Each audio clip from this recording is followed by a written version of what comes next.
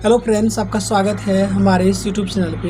हमने पहले की कई वीडियोस में बता रखा है कि ज्वाइनिंग लेटर प्रारंभ हो गया आना, इसके बावजूद कुछ लोग काफ़ी बेचैन हैं और स्वाभाविक ही है कि बेचैन होना भी ज़रूरी है। 19 अप्रैल 2023 को चेन्नई जोन के कैंडिडेट जिनको चेन्नई डिवीज़न ही अलाउट किया गया है, तो जिनको चेन्नई डिवीज़न अलाउड किया गया है उनका कॉल लेटर प्रारंभ हो गया भेजना। और हमने बताया था कि ईमेल आने के 5-6 दिन के बाद आना शुरू हो जाएगा। एंड 19 तारीख को ईमेल आया और 25 अप्रैल को लगभग रिलीज़ कर दिया गया हर किसी का ज्वाइनिंग लेटर। हालांकि वो बात अलग है कि आपके ईमेल पे लेट से आ रहा है। कल एक मेरे निकटवर्ती व्यक्ति का भी आया है, उनको 19 तारीख को उनको मेल आया था एंड 25 अप्रैल का डेट मेंशन है एंड 28 अप्रैल को उनका कॉल लेटर यानी ज्वाइनिंग लेटर जो है ईमेल पे भेज दिया गया है। इस ईमेल के साथ कुछ दस्तावेज भेजे गए हैं, टोटल 11-12 पेज का भेजा गया है। एंड जिसे मैंने देखा तो उसमें क्या सब है तो चलिए सुनते हैं। अटेस्टेशन फॉर्म भेजा गया है एंड एक डिक्लेरेशन फॉर्म 2 भेजा गया है एंड एक आइडेंटिटी सर्टिफिकेट है एंड कास्ट सर्टिफिकेट का एक फॉर्मेट भेजा गया है एंड एक इंक्वायरी फॉर्म है। तो इतने कुछ भेजे गए हैं। अब बात करते हैं कि इसमें क्या लेके जाना है। आप लोगों के मन में ये चल रहा था कि कैरेक्टर लेकर के जाना है अथवा नहीं है, तो ये जानिए कि अलग अलग डिवीज़न के ऊपर डिपेंड कर रहा है कि वो आपसे क्या सब सर्टिफिकेट मांग रहा है। मैं फिर से बता दूं कि अलग अलग डिवीज़न, जोन की बात नहीं मैं कर रहा हूं, मैं यहाँ तक कि डिवीज़न की बात कर रहा हूं। चेन्नई जोन के जो अलग अलग डिवीज़न हैं वहाँ पे अलग अलग डॉक्यूमेंट मांगे गए हैं। तो जिनका चेन्नई में है रेल कल्याण मंडपम पेरम्बूर में जिनको रिपोर्ट करने के लिए बुलाया गया है उनके लिए कैरेक्टर नहीं मांगा गया है। तो कैरेक्टर की जगह आप क्या यूज़ कर सकते हैं, वो यहाँ पे जो है एक आइडेंटिटी सर्टिफिकेट भेजा गया है।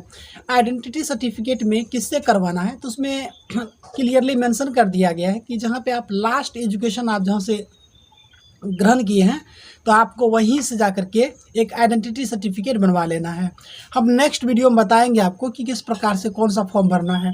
एंड अटेस्टेशन फॉर्म ही यहाँ पे मेन है। तो अटेस्टेशन फॉर्म कैसे भरना है और ये किसी का अटेस्टेड नहीं होगा। मैं फिर बता देता हूँ, आपके मन में ये चल रहा था किससे अटेस्टेड करवाना है, तो आपका खुद का हस्ताक्षर होगा लेकिन उस पर किसी का कोई मेंशन नहीं किया गया, किसी बाहरी व्यक्ति से आपको नहीं करवाना है। जब होगा तो हम नेक्स्ट वीडियो में आपको बताने का प्रयास करते हैं। अटेस्टेशन फॉर्म में क्या भरना है, आपके बारे में पूरा डिटेल होगा। आपका नाम होगा, आपका वर्तमान पता, अस्थाई पता, फादर क्या हैं, फादर का नाम क्या है, उनका व्यवसाय क्या है वो लिखना है, कब आप मेट्रिकुलेशन पास किए, कब इंटरमीडिएट किए, मैट्रिक के टाइम आपका समय क्या था, ये सारे कुछ आपसे क्वेश्चन पूछे जाएंगे, आपको उसका जवाब दे देना है। डिक्लेरेशन फॉर्म में कुछ भी नहीं करना आपको, सिंपल जानिए कि आपको अपना सिग्नेचर डालना है, डेट डाल देना है एंड स्थान डालना है। तो वो जहाँ पे आप जो डिवीज़न होगा वो भी हम बताएंगे किसी नेक्स्ट वीडियो में। एंड एक कास्ट सर्टिफिकेट, तो जिस कैंडिडेट का यदि ओरिजिनल कास्ट सर्टिफिकेट है तो उनको घबराने की आवश्यकता नहीं है, क्योंकि अलग अलग डिवीज़न में कास्ट सर्टिफिकेट जब आप डीवी करवाने के लिए गए थे तो वहाँ पे क्या हुआ कि ज़ेरॉक्स से भी काम चल गया और कहीं कहीं पे ओरिजिनल ही ले लिया गया। अगर आपका ज़ेरॉक्स लिया है तो आपके पास ओरिजिनल है तो आपको बनवाने की कोई आवश्यकता नहीं है। और अभी आपके पास समय अगर है, अगर लगता है कि आप बनवा पाते हैं, अगर आपका ओरिजिनल ले लिया है तो अगर बनवा सकते हैं तो प्रयास कीजिए। अगर नहीं भी होता है तो आपको रिपोर्ट एनी हाउ कर जाना है जिस डेट में आपको बुलाया गया है। ये तो कास्ट सर्टिफिकेट की बात हो गई। एंड एक है इंक्वायरी फॉर्म। इंक्वायरी फॉर्म में भी आपसे रिलेटेड कुछ क्वेश्चन पूछे जाएंगे, उसमें आपको भरना है और आपको पूरे डिटेल में वहाँ पे एड्रेस भी मेंशन करना है। सारे क्वेश्चन जो है उसमें पूछे जाएंगे, बहुत सारे प्रश्न, आपको उन सभी प्रश्नों के जवाब दे देने हैं।